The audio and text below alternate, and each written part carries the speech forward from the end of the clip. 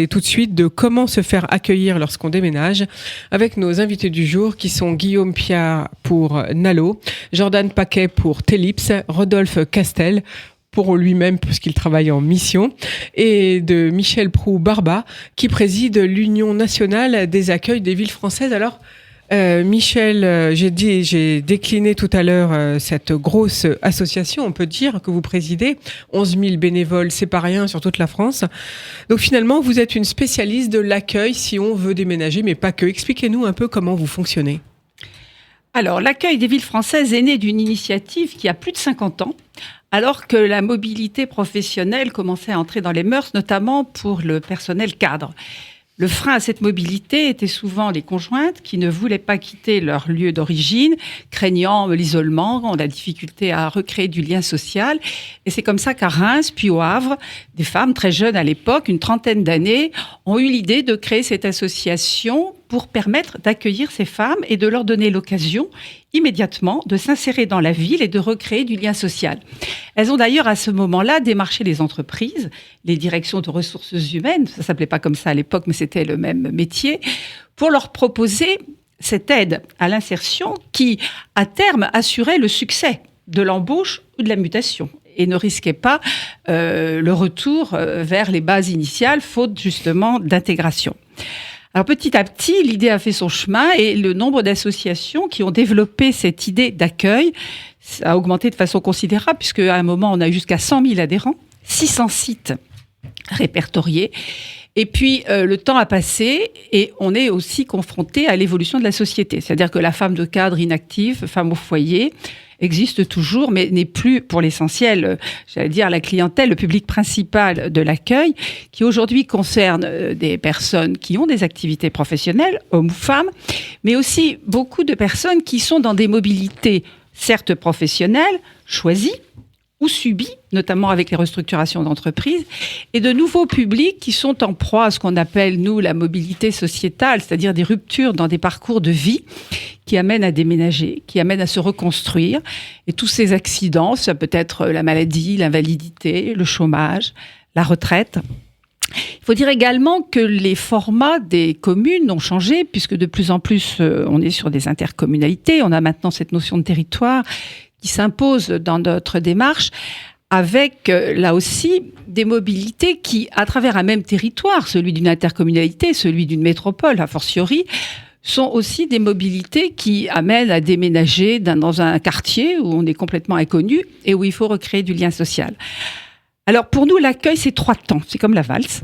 Le premier temps, c'est le pré-accueil, puisqu'on peut être amené à intervenir à la demande ou des entreprises ou des personnes elles-mêmes pour découvrir la ville avant même d'y être installées. Et c'est vraiment l'orientation qu'on voudrait redonner, puisque c'était celle qui était à l'origine aussi de cette association. Un peu les maîtres ou maîtresses de maison, les hôtes d'une ville que l'on fait découvrir avant même de s'y installer.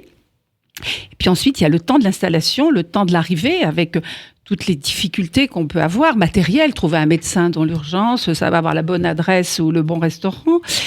Et puis, l'accompagnement ensuite, dans le 3e temps, dans une durée qui est de 3 ans, prévue par la charte, où là, pour donner du sens à ce que nous faisons, nous proposons des animations dans tous les domaines, culturels, sportifs, de loisirs, conviviaux, qui ne sont qu'autant d'occasions de rencontrer d'autres personnes. Donc en fait, on a bien compris que finalement les publics ont évolué. Donc d'une part, on peut faire appel à vous si on déménage à titre professionnel.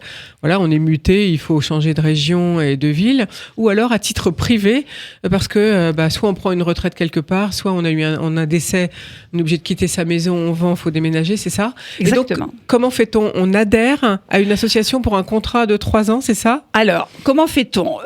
J'allais dire que quand nous sommes connus, et nous sommes connus de ceux qui ont déjà vécu la mobilité et qui ont le premier réflexe en allant dans une ville, est-ce qu'il y a un accueil des villes françaises ? Est-ce qu'il y a un accueil ? Est-ce qu'on va nous attendre ? Et sinon, ce sont parfois les municipalités, les offices de tourisme avec qui nous avons des partenariats qui signalent notre présence dans les villes. Et à ce moment-là, les personnes intéressées viennent spontanément. Il y a des permanences d'accueil qu'on retrouve d'ailleurs sur un site internet qu'on vient de reconstruire, avfasso.fr, voilà, c'est où important à partir de là, on retrouve les adresses des AVF concernés.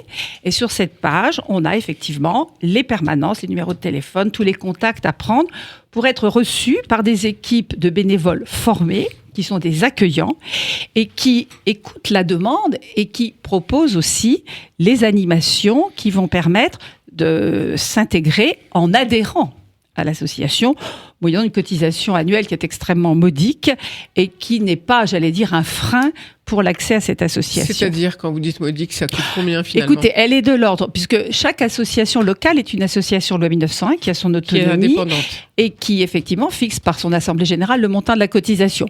On dira qu'elle est en moyenne de l'ordre de 45 € par an. Oui, effectivement. Donc, ça fait à peu près 4,50 €. C'est toujours la référence que je prends par mois, c'est 2 cafés, quoi. Bon, pour 2 cafés, on a un panel de possibilités, d'activités, de situations pour être connues et reconnues, ce qui est la quête initiale de toute personne, extrêmement variée. Alors, les associations qui gèrent ces accueils proposent aussi des catalogues d'activités extrêmement diversifiés. Bon, parfois, il y en a beaucoup à gérer. Ça peut être de l'ordre de 35 à 40 animations différentes. Pour le temps, j'allais dire, qui va de l'adhésion à l'association jusqu'à la fin de sa mission, qui est de l'ordre de 3 années. Au bout des 3 années, en principe, les personnes accueillies, se tournent à nouveau vers ceux qui vont arriver, ceux ou celles, et sont les témoins de leur accueil, de leur insertion, et ont évidemment les bonnes références pour expliquer comment ça se passe et comment on vit.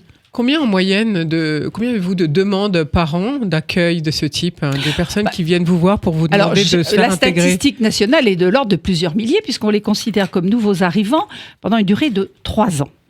Voilà. Il y a actuellement à peu près 70 000 adhérents dans l'association. C'est une des plus grosses associations de France en ce qui concerne le nombre d'adhérents. Mais nous souffrons malgré tout d'un manque de notoriété. Et tout à l'heure, en préalable à l'émission, on m'a dit « Mais on ne vous connaît pas !» Mais oui, on ne vous connaît pas. On connaît, certaines villes ont mis en place l'accueil des nouveaux arrivants. C'est une soirée par an. C'est tout, c'est pas beaucoup. Alors justement, vous avez signé un accord avec l'AMF, l'Association des maires de France. C'est un accord historique. C'est un des premiers partenaires, mais je l'ai réactualisé en février 2018 avec Monsieur Barouin, qui est président des villes et des intercommunalités, ce qui montre bien le sens de l'histoire. Et effectivement, nous sommes des partenaires incontournables. Les mairies nous aident et nous aidons les municipalités, car quand on est maire d'une commune, le souci d'accueil des nouveaux arrivants dans sa commune est un souci important. Il a tout intérêt à ce que ces nouveaux arrivants, qui sont les forces vives de la ville, se sentent bien, se plaisent dans la ville, prennent des initiatives et s'y investissent. De la même manière, on a un deuxième partenaire historique très important sur les offices de tourisme, qui sont vraiment les portes d'entrée dans les villes. Quand on va dans une ville, on va à l'office de tourisme et qui sont là des relais pour nous faire connaître. Est-ce qu'une entreprise, grande ou petite, peut signer aussi un accord avec vous si elle envisage le déménagement de certains de ses salariés ? Elle pourrait parfaitement signer. D'ailleurs, elles l'ont fait historiquement. Bon, maintenant, il faut savoir que quand une entreprise a un plan social de mutation importante, c'est vrai que l'accueil du conjoint et de la famille est une de ses préoccupations. Et d'ailleurs, dans la loi NOTRe, les critères d'attractivité des territoires prennent en compte cette capacité d'accueillir la famille et le conjoint, justement pour pérenniser cette mobilité qui, sinon, risque d'échouer. Et tout ça a un coût très important pour les entreprises, un coût financier, un coût humain qu'ils sont tout à fait capables de prendre en compte aujourd'hui. Michel Proulx-Barba, alors je rappelle que vous présidez l'Union nationale des accueils des villes françaises. Donc en fait, toute commune ou toute entreprise ou toute personne qui veut déménager ou investir dans une autre région aurait intérêt à signer un accord avec vous. Alors pour vous contacter, on fait comment ?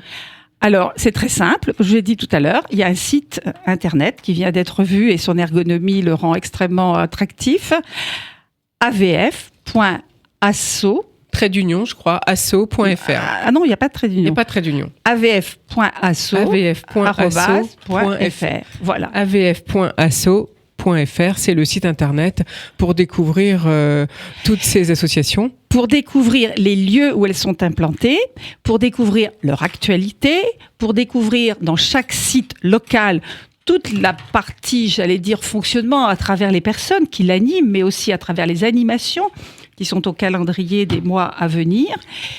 Et percevoir ce message d'accueil et en même temps tous ces témoignages qui parfois me laissent sans voix, puisque certains m'ont dit l'AVF m'a sauvé la vie, car à certains moments difficiles de la vie, c'est un endroit où il y a toujours de la lumière, où il y a toujours un café, où il y a toujours des gens qui sont là à vous écouter et à vous aider à ne plus être seul, comme on peut l'être parfois. Oui, c'est très important. Oui. Et puis pour une somme très modique, comme vous l'avez dit, 45 € par an, ça permet... Alors pourquoi cette somme très modique ? Parce que d'abord nous avons les aides des collectivités locales en ce qui concerne les locaux. C'est pas toujours le cas, mais c'est quand même très souvent le cas. Et puis aussi parce que toute l'ingénierie des animations, toute la gestion de l'association est faite par des bénévoles formés. Bien sûr. Alors, est-ce qu'on peut dire un petit peu les villes où vous êtes, les plus grosses villes où on peut vous trouver ? Ça risque d'être un catalogue, on a énuméré. Est-ce que vous je êtes sur renvoie toute la France ? On est pratiquement sur toute la France, avec des densités différentes. Bon, on est en région parisienne, je peux vous dire qu'il y a une 40aine d'associations dans le tissu de l'Île-de-France. Il y a les grosses associations du côté de Rhône-Alpes, à Lyon. Il y en a également à Lille, à Rennes, à Strasbourg. Enfin, globalement, nous avons presque un maillage sur tout le territoire. Mais il y a d'autres associations qui ne sont pas AVF et qui ont cette culture de l'accueil parce que ça correspond à un réel besoin dans une mobilité qui est de plus en plus importante, qui concerne des tranches d'âge pratiquement de 7 à 60 ans au moins, et des publics qui ont tous cette même demande en arrivant quelque part de trouver un lieu où on est connu, reconnu, accueilli, où on existe, voilà, et où on peut, par le biais d'animations qui sont, encore une fois, je le répète, non pas la finalité de l'association, mais un prétexte pour faciliter l'intégration et créer du lien social. C'est vrai, parce que dans l'ère du digital, où effectivement on peut faire, il y a des applis pour dire nos voisins, je trouvais des gens qui ont les mêmes... Mais j'entendais tout à l'heure le discours de mon voisin de droite sur la place de l'humain. Effectivement, on est en train actuellement de réfléchir à un partenariat avec un site qui fait de la relocation, de l'accompagnement digitalisé et téléphonique, et qui en arrive à cette conclusion. Il faut, à un moment donné, qu'on ait un humain en face de soi. Et ça, c'est le rôle de l'accueil. C'est-à-dire qu'à un moment donné, il y a une personne physique devant vous qui vous parle, qui vous écoute et qui donne chair à ce concept d'accueil. Oui, on ne peut pas tout faire avec parler de chatbot, c'est sûr. Impossible. Vous voulez intervenir, Guillaume Piard ? Oui, juste deux petits commentaires pour remettre ça en perspective. On convertit 4 fois plus de clients quand il y a une interaction humaine.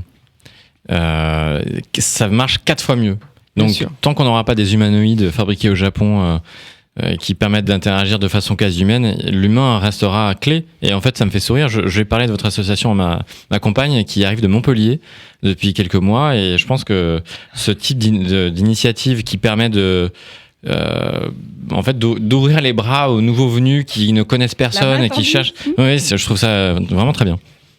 Écoutez, je vous remercie, mais encore une fois, si nous pouvions retrouver l'élan des 100 000 adhérents, car en fait, ce qui me fait le plus de peine, j'allais dire, c'est de me dire, nous sommes là, le besoin est là, et il y a quelque part une barrière qui fait que nous ne pouvons pas aller au-devant du besoin parce qu'on ne nous connaît pas suffisamment. Et dès qu'on nous connaît, c'est formidable ce qui se passe. Et on voit, encore une fois, des témoignages tout à fait intéressants. M'avait sauvé la vie. Bon, ouais. Oui, c'est vraiment très fort. C'est très fort.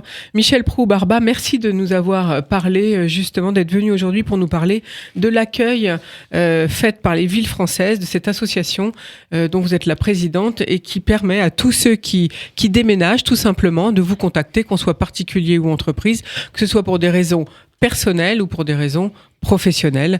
Contactez avfasso.fr.